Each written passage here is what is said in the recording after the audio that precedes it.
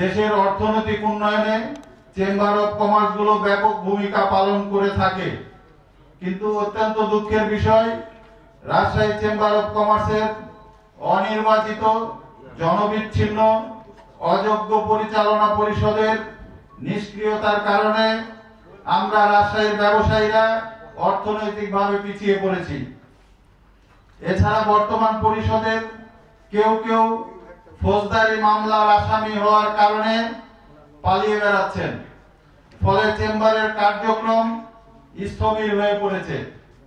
তাই আমরা চাই অবিলম্বে Rajshahi chamber of commerce and ইন্ডাস্ট্রির বর্তমান পরিচালনা পরিষদ ভেঙে দিয়ে একটি অন্তর্বর্তীকালীন পরিষদ গঠন করে 3 মাসের মধ্যে সুষ্ঠু ভোটার তালিকা প্রণয়ন করে একটি গ্রহণযোগ্য নির্বাচনের মাধ্যমে প্রকৃত ব্যবসায়ী নেতৃবৃন্দের কাছে দায়িত্ব হস্তান্তর করতে হবে।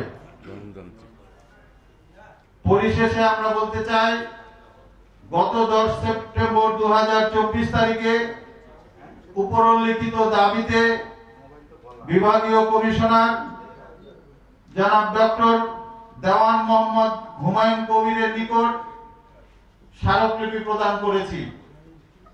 অবিলম্বে দাবি পূরণ করা না হলে আমরা ধারাবাহিক কর্মসূচি পালন করব, দাবি পূরণ না হওয়া পর্যন্ত ইনশাআল্লাহ।